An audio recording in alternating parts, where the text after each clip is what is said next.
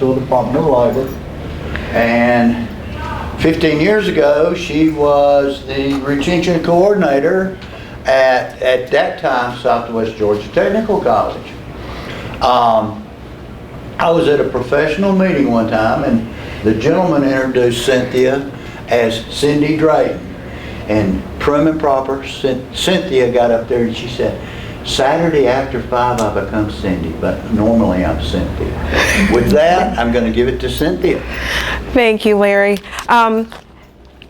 I am actually Cindy most of the time. Most of my family, friends, and counterparts do refer to me as Cindy quite frequently. And on one occasion, not too long ago, I was at my son's school and I was talking with one of his teachers who happened to also be one of my teachers, and she was really happy to see me. It had been a while, and she referred to me as Cheryl. On several occasions we talked, and it was Cheryl this and Cheryl that, and how's your mom, Cheryl, and this, that, and the other. And when my son and I walked out of the classroom, he said, Mom, he said, is your name Cheryl? And I told him, I said, you know, sometimes you have to pick and choose your battles. And so if she needed me to be Cheryl on that day, so, you know, I was Cheryl. So thank you so much for coming. I am delighted to be here. I always feel at home when I am at Southern Regional, regardless of the name. So I am really thrilled to be here. Today we will talk about time management. And I love time management. It is near and dear to my heart because it is one of my challenges.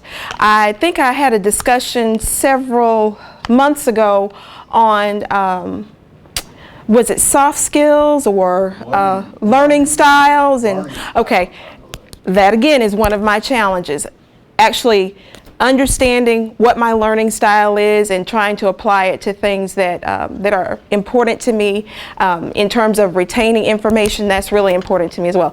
So anytime I have a challenge, I tackle it head on. And so I am kind of a learner along with you. Although I do practice time management on a regular basis, I am always tweaking and changing what the tools that I use in order to get me to where I need to be. So, with that being said, we will go to the next slide, if you don't mind, Larry. So what is time management? What is your concept of time management? What do you think time management is? Time management is how you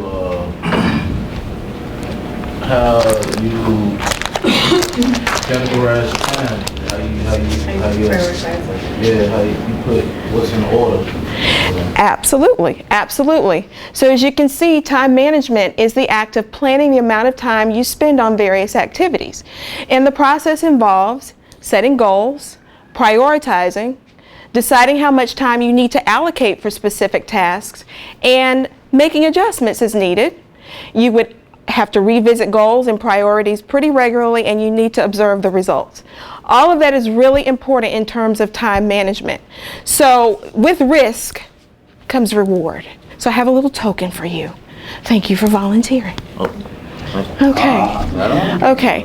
So anytime I do a workshop, I always like to establish learning objectives, and then that way at the end of the workshop you can evaluate how I did.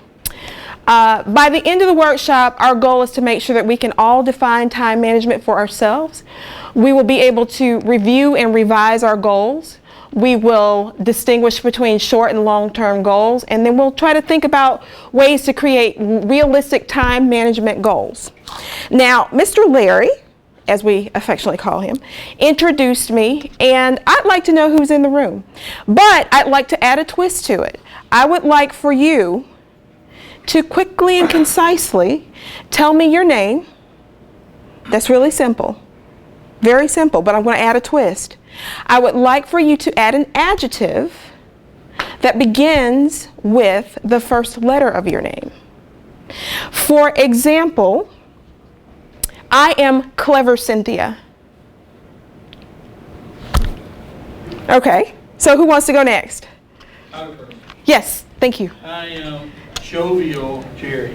Awesome, thank you, Jovial Jerry. Let's give Jovial Jerry a hand clap. Thank you for going first. Thank you. Okay, next. I'll go. Artistic Allison. Artistic Allison. Let's give Artistic Allison a hand, please. All right, next. Awesome Anastasia. Let's give Awesome Anastasia a hand, please. Next. Come back to Okay. Next. Common call. Calming? Calming? Oh, okay, let's give Calming Call a hand. Excellent. Okay, next. Enthusiastic Ed. Enthusiastic Ed, I love it. Let's give him a hand clap, please. All right, next. I am Joyful Joy. Excellent. Let's give her a hand clap. Next. Anyone else? Oh, Joyous James. Joyous James. That is fantastic. That is excellent. And Lovable Larry. excellent. Thank you. We can go to the next slide, please. All right. So with time management, we definitely have to begin with the end in mind. And when we begin with the end in mind, it means that we need to consider what our goals and objectives are. Our short-term goals would deal with things that we want to accomplish in the immediate future, the not too distant future. And our long-term goals deal with those things that we can accomplish within a year, maybe 6 months to a year, and farther out. And so when you think of time management, you can look at any one of these arrows and you can just kind of determine that a lot goes into time management. For example, choices. You have to always make choices when you're considering how to manage your time.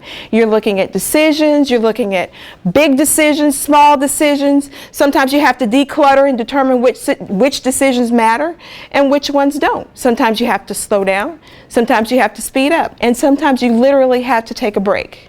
Okay? And so if you look at any one of these areas, you'll see that time management is really quite a mind-boggling process, but it can be really easy if you have an approach to it. So our goal is to have clarity. Our goal is to be effective. Our goal is to use mind tools to think faster, learn how to delegate, learn how to balance your work life, because being a student is really a full-time job. In many cases, it is absolutely a full-time job in addition to the other tasks that you have to perform. You have to let go. Sometimes you really do have to go head first into it. I've met countless numbers of people who, over the years, have had a fear of math. And so the thing that has deterred them from going back to school, more often than not, is because they didn't have a good experience with math when they were in high school or even in middle school, and they've developed feelings about math. You know, they've developed anxiety. And what I tell people is, the older you get, the smarter you get. And so your mind opens up to new things because you have different goals. You are motivated. Some of us have families, and we know that in order to reach our goals, especially our career goals, you have to go head first into the things that cause you the most fear and anxiety. So keep that in mind. We have to supervise our goals. We have to sometimes seek out help. Sometimes we need others to encourage us, and sometimes we have to encourage others. And then sometimes we have to use discretion with our time management goals. And so there's just a lot that goes into it. So any one of these particular areas may cause you a challenge, but the goal is to tackle it, take it one step at a time, organize, and see where you go with it. Okay, next slide, please. Okay, so we have $86,400 to spend. This is your first challenge of the day. All of you have a sheet of paper in front of you. You can use the back of a sheet of paper, or you can use your notes page to tackle this challenge.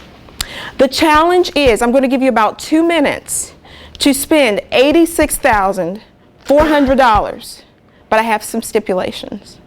First stipulation is, you must spend it all today. You have to spend it in one day. And you cannot bank the money. It cannot carry over at all. So, beginning now, I have a timer. Spend your $86,400. And you can't spend it all in one place. You cannot spend it all in one place. You must allocate it. You must allocate it to at least 5 different tasks. Okay. I'm building a house. Trust me. Okay, you can't give your answer. Can't give your answer. Okay.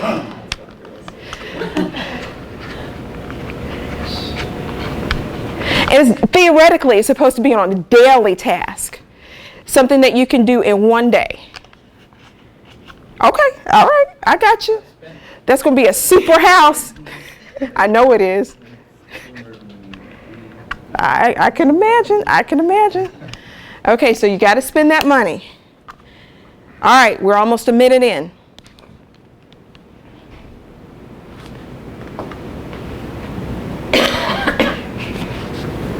Did you do it?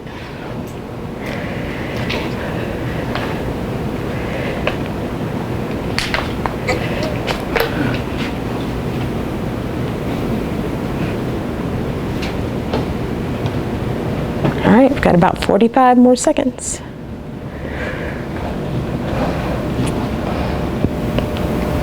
I should have had the music. I have to remember that next time. Jeopardy. Yes, yes.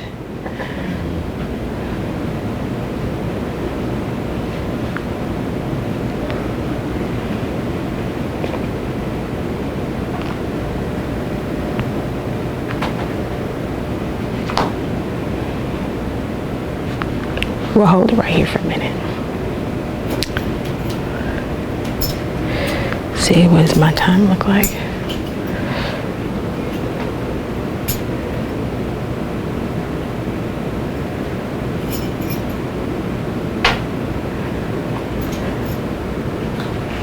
Okay. All right. Do I have a new volunteer, someone who has not volunteered? Okay, tell me how you spent your $86,400. 20 grand would pay off my truck, 30 grand would pay off my student loans, 10,000 would go to medical bills, 20,000 would be donated to the American Cancer Society, and 6,400 would be donated to Shriners Hospital for Children. Very good. You're good at this. Anyone else? I build a house. My car. Thank you. You would build a house and buy a car in a day? That's okay. I'll let you go. What else? Oh, well, I can't build no house in a day. But buy a car, purchase some land, and invest in shares. You said you can't bank the money. You can't bank the money. Technically, the money, it shouldn't carry over. You got to spend it in one day. But I thank you for your effort. So can anyone tell me what 86,400 represents? Exactly. That's how many seconds we have in a day to get things done. And the key to the 86,400 seconds that we have in a day is that those seconds don't carry over to the next day. We have to get everything that we need to get done in a day done. Now, some of that time may be spent on tasks that kind of carry over into your short and long-term goals, but theoretically, every second that you spend in a day counts. And so when you hear people say that time is money, theoretically, time truly is money. And so that is why it's really important, especially for you as a student, to make the most of your time. Because just by you being a student, you're investing resources in being a student. You have to pay for your education, correct? Okay? You want to make sure that your education leads to a career, correct? None of us are here just biding our time. And so the time that you have, the time that you spend every day toward reaching your goal of a career or dealing with your family, all of it has to count. And again, it doesn't carry over necessarily. The seconds that we have in this day don't carry over theoretically until tomorrow. So the key is to make the most of every day. So that is why time management is so important. So we're ready for the next slide. Okay, so here are some tips. We want to establish priorities. The first thing we have to realize is that not all tasks are essential. That is so hard for me because I have difficulty saying no.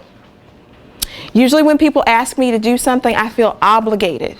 But because I realize that my time is short, and because I have 2 children and a husband, as well as other obligations outside of the home, I've had to start prioritizing and determining which tasks are essential. So every morning when I wake up, I establish my priorities, and I've kind of gotten into a habit, so much so that I don't really need my alarm clock to wake up. Normally wake up every morning around 4-ish, 4:30 at the latest, because I determined one of my personal goals was to try to get healthier, was to try to get a little more fit, because I know that it will help me in terms of my clarity for the day. It'll help me in terms of my health, and it will help me to be more efficient, and I can be of greater assistance to other people. And so that's why it was so important to me. So what I do is, first thing when I get up is I get my workout gear on and I work out, because I feel like it's really important to me. And in order to make it happen, I have to get up really early to do it. And so that's what I do. You have to make a prioritized list. So whatever is important to you, the key things that are important to you, you must make a list in order to get it done. And then you have to realize that some tasks can literally be tossed. Once you make that list, whether it's a mental list or a list that you put on your phone, I use my phone as a scheduler. I use the calendar. I have different apps that I use to kind of keep me on track. I also use notebooks, physical calendars, to-do lists. I do all types of things to keep myself on track. But the key is to make sure that I write things down so that things don't fall through the cracks, especially important, essential tasks that I need to have completed. Know yourself. You must schedule highest priority tasks when you do your best work. For me, it's in the morning. When do you do your best work? In the morning. Okay. Yeah. Okay. Carl, when do you do your best work? Right. At night? Okay. Okay. Well, see, that's interesting because my husband and I are opposites. I do my best work in the morning. He's more efficient at night. So when we deal with the children, sometimes we have to tag team where that's concerned. So you have to really think about those things that you do best. Typically, when I make appointments with individuals at work, I try to schedule that time in the morning, because I know that I'm really sharp in the morning. I am usually pretty creative in terms of getting things done, and I just work faster in the morning. By the afternoon, probably mostly after lunch, I'm kind of sluggish. So you have to really think about when you do your best work. Think about whether you're a morning person or a night owl, and you have to know who you are. And for sure, my entire life, I've been a morning person. My mother is an educator, and my entire life, and I have 2 older brothers. So for my entire life, she would wake us up super early in the morning to go over homework. Now, my brothers could spit it out. They could retain the information. But she would go over my homework with me, or she would go over information for a test with me, and then she would ask me a few minutes later, right after she shared it with me. No, she did it late at night. That's what happened. It was late at night because I am a morning person. I could not retain the information. She would go back and ask me those questions, and I couldn't tell her anything. And so when she realized that I was a morning person, she stopped asking me questions at night, late at night. And when I say late at night, we would do our homework, we would have dinner, we would get ready for the next day, and then we would go directly into retention/homework mode. And so she would sometimes have us up like 10, 11, 12 o'clock at night, but we were literally going over information for school the next day, because she's very passionate about education. And as I said, my brothers could retain it and I couldn't. So know who you are and determine when you can retain information. Sleep and be healthy. Sleep is very important in terms of reducing your stress. You'd be surprised how different you are when you get enough sleep. And so you almost really need to schedule sleep if you can. Now, sometimes you can't, but if you can, schedule your day so that you can have a reasonable amount of sleep, at least 5 hours. But theoretically, I think most people function better on 6 or more hours of sleep a night. it really makes a difference. It makes a huge difference. And so I think I mentioned this the last time. I watched a documentary called Sleepless in America, and that documentary is available on YouTube, but it talked about how lack of sleep truly impacts our health, it impacts our clarity, and just our overall well-being. And so it's really important to get enough sleep. I cannot underestimate the value of a good night's sleep. As an adult learner, it's very important to build in flexibility. You have to be flexible. Things change. Sometimes I make lists. Things happen throughout the day. I have urgent calls. I have to meet the needs of employees, or sometimes unexpected things come up with family. And so I have to be able to adjust to those things. Same thing when you're a student. Sometimes you may prepare for a test. I don't know if this has ever happened to you, because usually it's a blessing when you prepare for a test and it's postponed, unless you really, really, really, really wanted to take that test. But usually it's like, oh, I needed that extra day or two. But normally it's just very good to be flexible. Don't put all your eggs in one basket and just, be so steadfast and dogmatic that things have to happen one way and not another. You've got to be flexible in order to navigate through this whole situation. Next slide.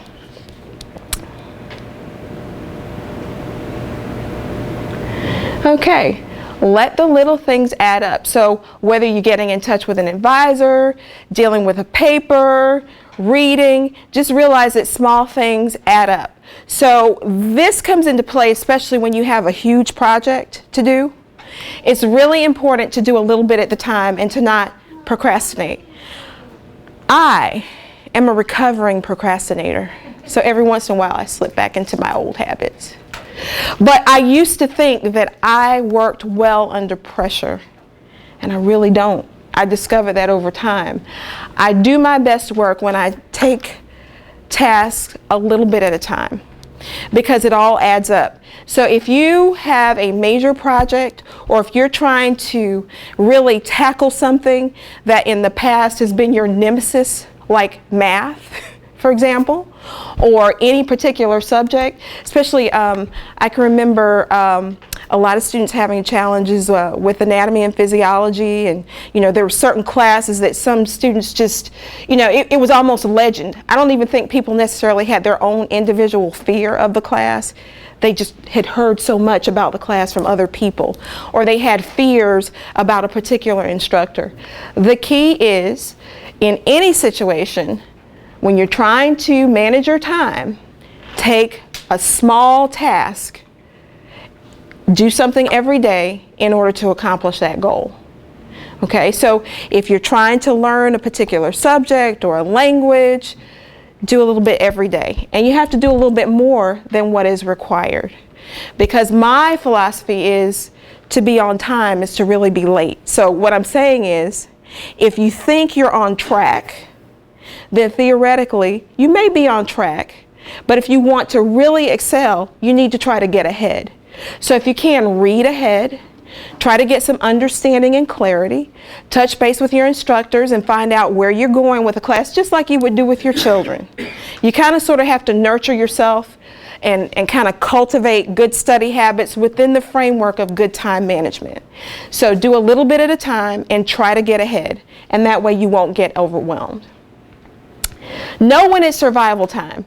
So typically people think about survival time right around midterms and finals, but really it is survival time because it's not a time for moderation. I mean, you really have to put those things at the top of your priority list, and you want to make sure that, again, you have been taking a little bit at the time, and that you have to learn again how to prioritize and make sure that non-essentials are put to the side.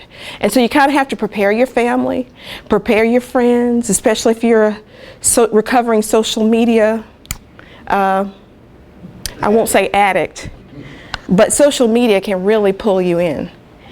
Some people feel like, if they're not checking Facebook every hour on the hour, they're just not informed.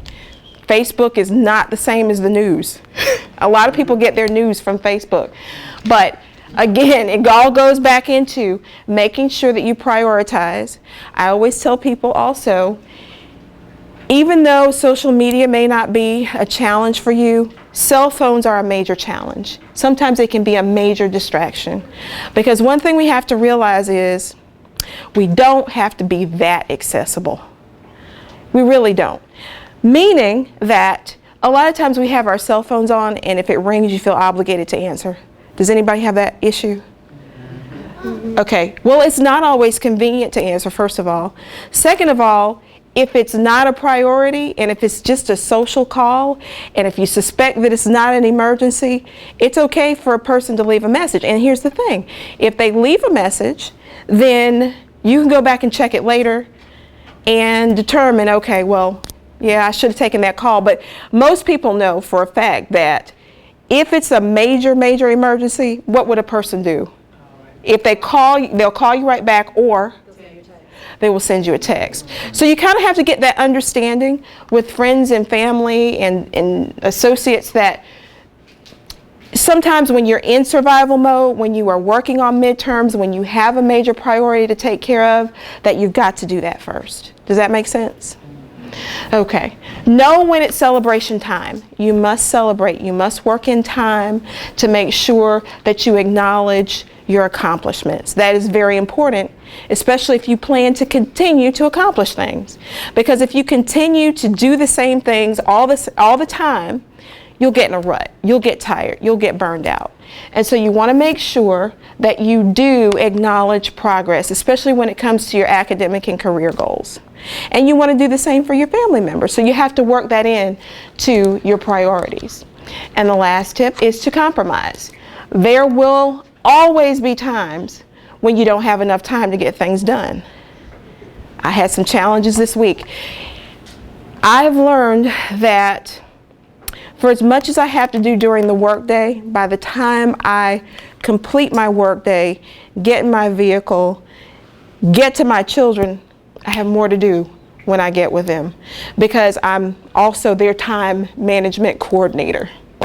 Okay, so it's a challenge. It's a major challenge, making sure that I meet my needs as well as the needs of my family, as well as the needs of individuals that I'm obligated to serve at work.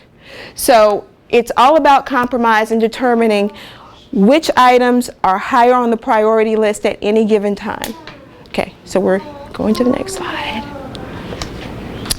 Okay, so this particular matrix shows you basically what's urgent, what's not urgent, what is important, what is not important.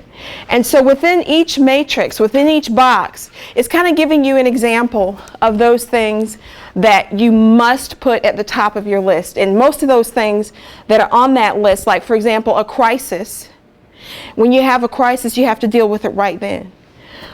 Pressing problems, you have to deal with those head on. If you have fires to put out, you got to put your fires out immediately. If you've been working on a project and you've evaluated and determined that it's not working out for you, for example, if you're doing some research, or if you are working on something very specific for a class, and if you determine based on a discussion with your instructor that you're not going in the right direction, then you have to kind of revamp and go in a different direction. But those things are important and they are a priority.